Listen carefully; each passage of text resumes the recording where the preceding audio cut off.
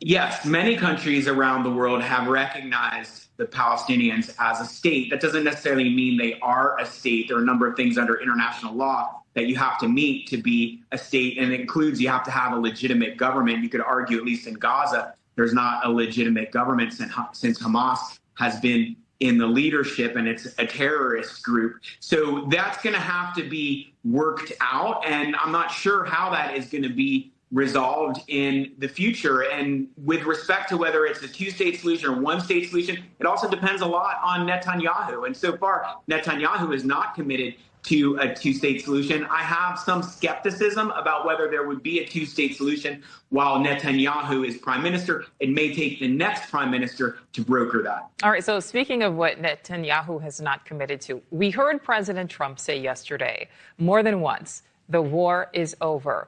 We did not hear those words from Israel's prime minister. Why do you think that is?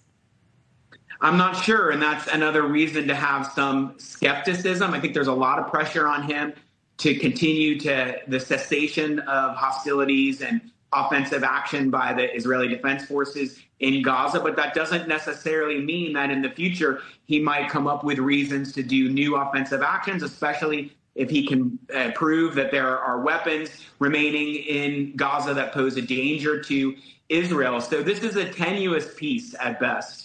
All right, David Tafuri, thank you so much for your